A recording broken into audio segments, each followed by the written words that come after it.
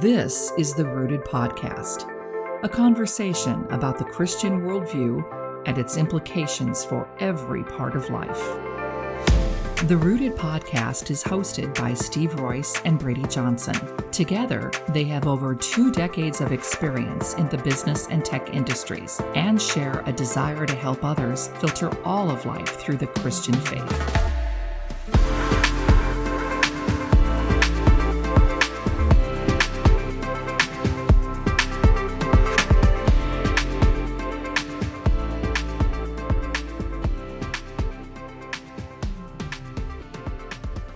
Hi, and thanks for listening to the Rooted Podcast. I'm Steve. And I'm Braydee. And on this episode, we're finally wrapping up our series on the practical evangelism with a discussion of how you're going to maintain your relationship with the person that you've been talking to, regardless of whether or not they've chosen to follow Jesus. Yeah, we talked at the end of our last episode just about how it's a good thing when you feel led by the Holy Spirit to invite that person to make a decision. But you know what?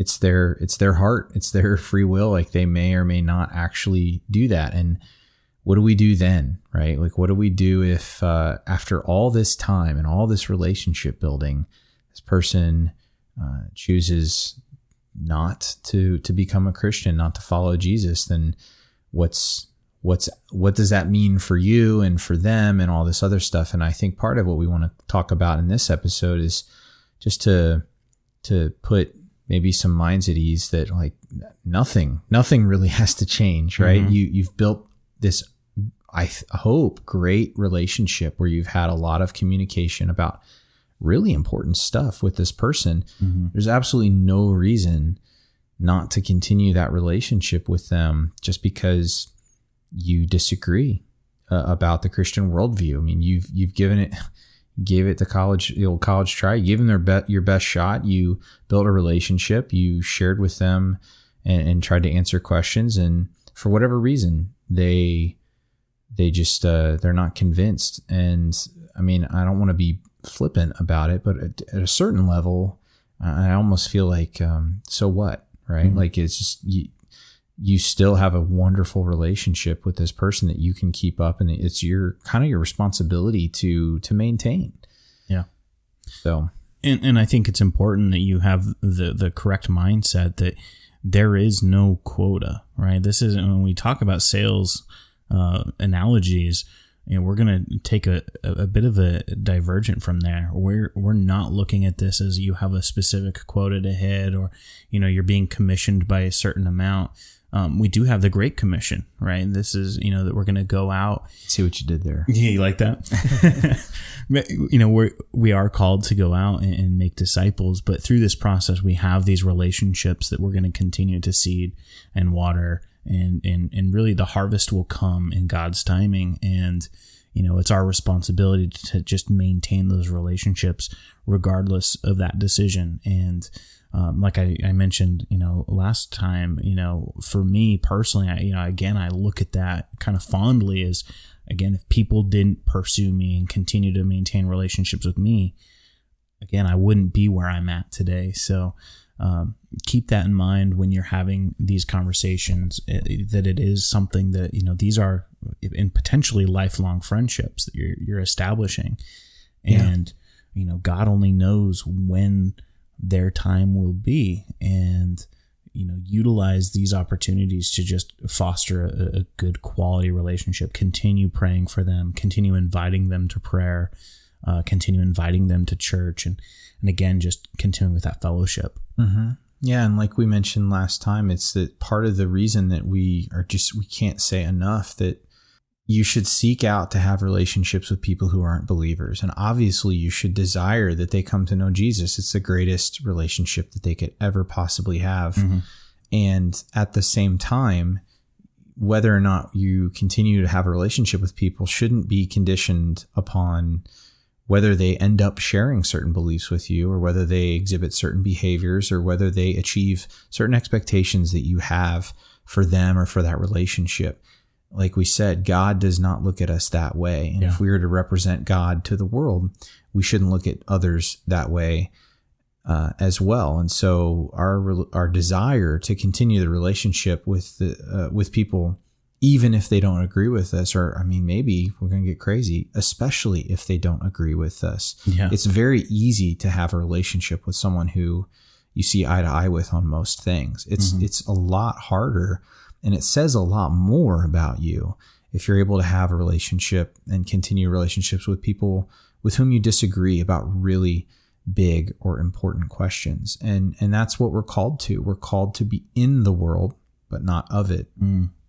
And that implies that we have some consistency in which we rub shoulders with people who disagree with us about who Jesus is.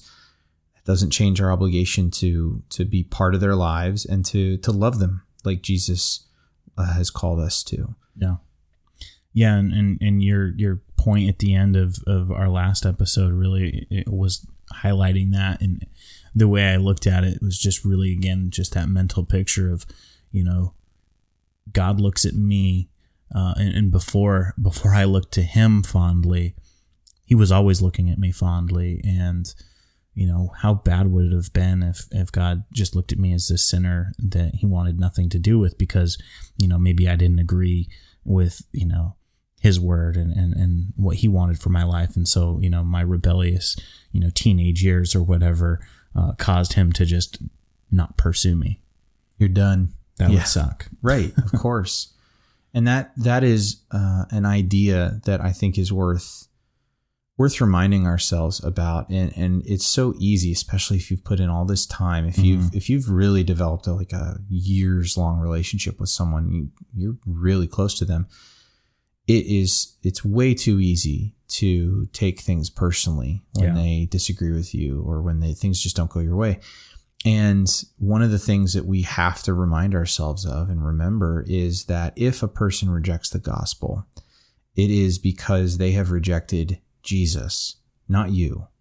And it's too easy to take it personally and to feel like, oh, they're rejecting me. They're not rejecting you. Jesus said, if they hate you, it's because they hated me first. If they're rejecting you, it's because they've rejected me. And to remember that, I know it's easy to forget sometimes, but we are not the gospel. We're not the saviors. That's right. So if they just don't agree about Jesus, it's Jesus that they have a problem with. You're the messenger. That's what we are. They're not attacking us. They're attacking the message that we're bringing and the person that we represent. And there is something freeing about that, even though I would prefer people treat Jesus well because he certainly deserves it. But it's just one of those things that we have to remind ourselves that we are not responsible for how people respond, but also as much as it can feel personal, as much as it can hurt when people reject the gospel message, it's not us they're rejecting. So, that's one of the aspects of maintaining a relationship is being able to separate our own sense of self-esteem and identity and self-worth from how a person views the gospel message. Because the only way really that you're going to be able to have any kind of significant or robust relationship with someone who is an unbeliever is if you're able to separate out the fact that they don't follow Jesus from their relationship with you and your ability to do the same. You have to be able to see them as another human being and to view them sort of through that lens with just the compassion and the empathy that we owe another human being because we're Christians and because everyone's made in the image of God. And to be able to separate that out and pray for them, but not take it on, and to just say, well, yeah, we disagree about Jesus, but I'm still me to you, and I'm still gonna be here for you and do whatever I can to be your friend and to help. Yeah. So and I will say, tying it back to our last topic, where part of maintaining this relationship may be the continual overcoming of certain objections, right? And this is where if they're rejecting Jesus and the gospel of Jesus, there may be specifics that they have problems with. And as part of our responsibility through this relationship is to just continue through that conversation to identify if there's areas where, we need to dig into a word study, or they are, hopefully attending, a Bible study with you, where you can continue to kind of, again, overcome those specific objections. But again, it may not end up being, they have a very realistic, perspective, and, they're just making this decision, and that's what it is, and, we just have to not let ourselves be too wrapped up in that as it being a personal rejection. Yeah. And how we respond is a big deal. Mm-hmm. When things don't go our way, especially, how we respond really does speak volumes about not just our character, but also about our faith. Right. That's, ideally, and this is something that in my personal life, I've always striven for, but just because it was something that always bothered me when I was in high school and even in college, and I would see this in other people where they were one person when they were in the room with you and with a certain group of people, like their church friends or whatever, and then you'd hear about other things that they did when they were out with other friends from high school or whatever, and it's just like, are you sure you're the same person? Because it feels like you have an on-off switch, and you're just changing who you are depending on where you're at. And that's where, again, it goes back to the conditional stuff, but just this idea that we should be just who we are. Mm-hmm. People should feel like we're just us, and that nothing really should change between us and them, even when we disagree, or we arrive at different conclusions about something. It's too important that we don't treat people differently, even if they decide that they don't believe. And that's partly because what Paul talks about how it really should be, as much as it is possible with us, we should desire peace. We should seek to live at peace with all men. And so, again, if their problem isn't really with me, it's with Jesus, then I should be able to try at least and maintain peace with them, and to continue to show them love, and to just be a good neighbor, a good friend, mm-hmm. To them.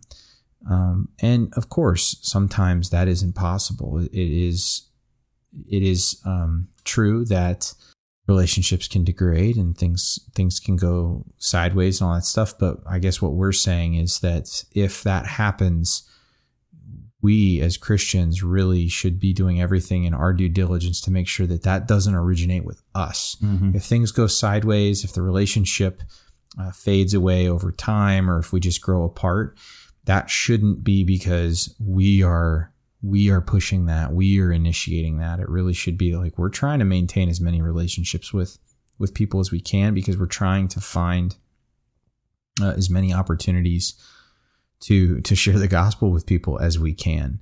And so if we're breaking off relationships and ghosting people and all those other things, like that really isn't any room for that in our approach to evangelism. Mm-hmm.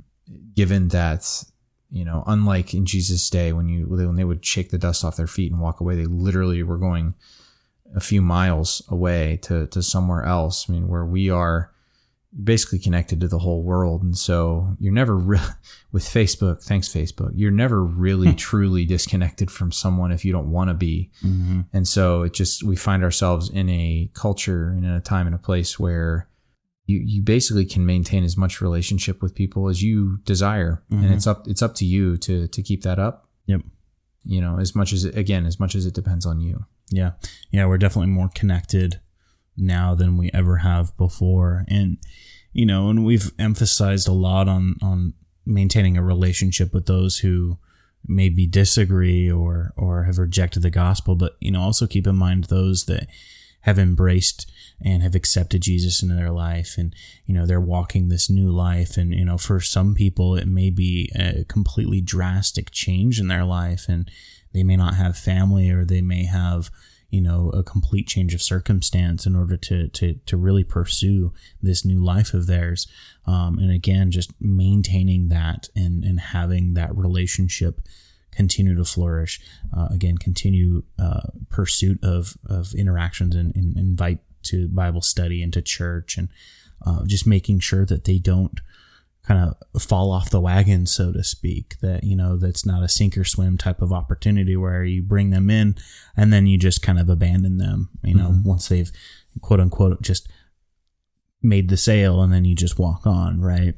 It's our responsibility to continue to foster those relationships with those new Christians, and make sure that any questions that they may have, if they have specific areas of weakness, right, and we should be helping with accountability. There's a lot of responsibility that also comes with that.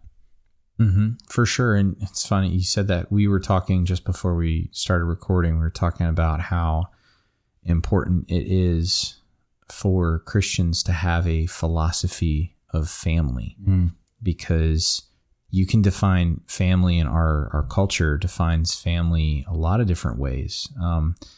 For some people, it's who you share DNA with only. And then for others, it's who you share a home with. And then for others, it's who you share values with. And for others, it's based on faith and all these other things. And it really does come down. If we are a body, as Scripture says that we are, in places like 1 Corinthians 12, and if we are members of one another, if we belong to one another, then as Christians, it sure seems like we really need to treat each other like we really are brothers and sisters, and not just say those words and then not do anything about them, right? And so if this person has become a Christian, they are your brother and sister. They are your highest, truest family, more than blood, more than even who you may live with, depending on the circumstances. That's the people who we share a bond in Christ with are our forever family. And so it's our job to take care of each other as family. And so that's a super important point. I'm glad you brought that up, Braydee, because it really does make a difference in how we have to start looking at each other as if we really are family. But that only can happen if we have a proper theology and philosophy of what is family. How should I think about it? What are my categories for who is my family? Like Braydee and I, and our biological families, our actual families, like, yes, those are our families, but I know both of us, we consider each other and each other's families our family. We have no blood relation at all, but not just because we're related and we share that bond in Jesus, but also because of just the amount of time that we spend together. Like, we are family.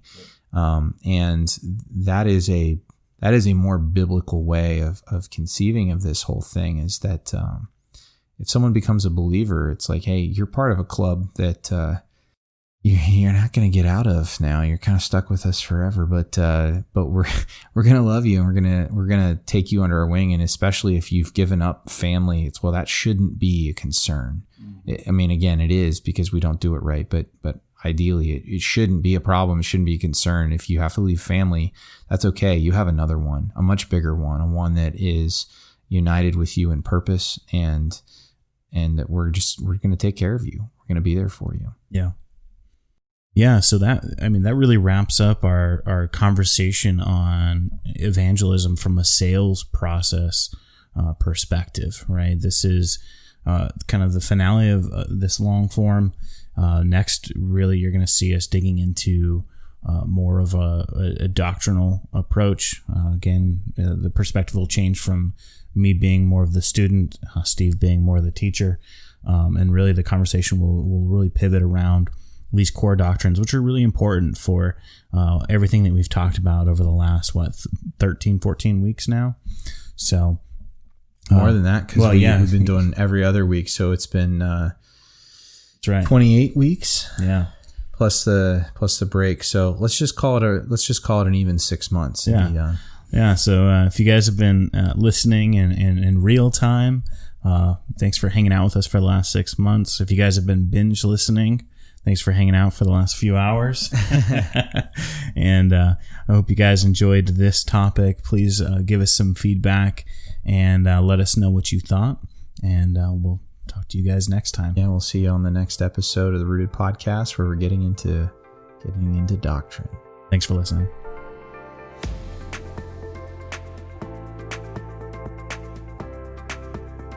Thanks for joining us on the Rooted Podcast, a creation of Rooted Productions and an affiliate of the Oasis Church in Gilbert, Arizona. For more information about the podcast, or to submit a question or comment, please visit us at rooted.productions. Follow us on Instagram at rooted.productions, or email podcast@rooted.productions. That's rooted.productions. We hope you'll join us next time.